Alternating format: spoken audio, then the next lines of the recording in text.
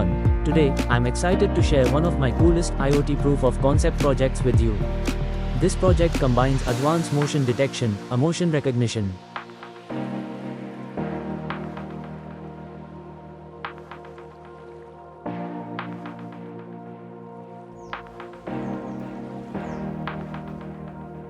This project uses Deepface, OpenCV, and Python serial libraries.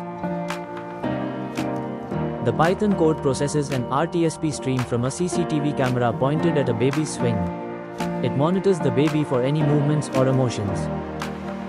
When the code detects movement or a specific emotion, it triggers a voice alarm and sends a serial signal to the Arduino to activate the servo motor connected to the swing.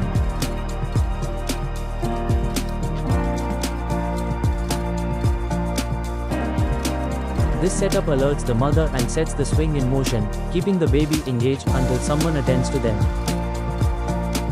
Here's a demonstration of the project in action and how it works.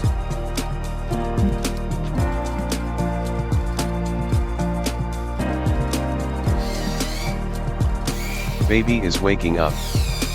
Please check.